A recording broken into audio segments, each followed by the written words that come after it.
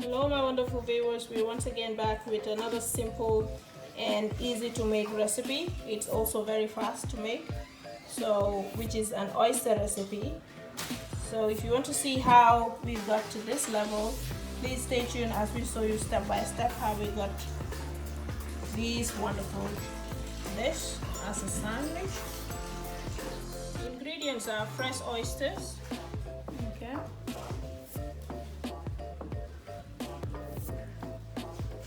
4 medium-sized onions, half a tablespoon of black pepper, 1 green bell pepper, 4 cloves of garlic, some mixed vegetables, 2 maggi cubes.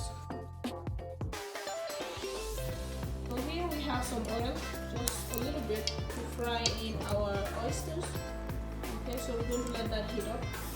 So our oil is hot. I'm going to add in the oysters. Okay. So I'm going to let it fry in this until all of the water evaporates. So it has some water in it. I'm going to let that evaporate until the oysters become brown before we add in the onion mixture.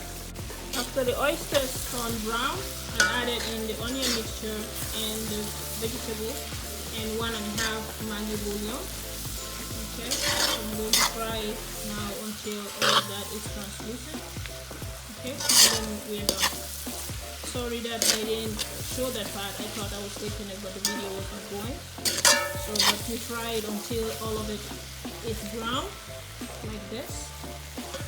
Okay, and then you add in the onion mixture and then stir fry it like that until it is done. So you fry it to your taste.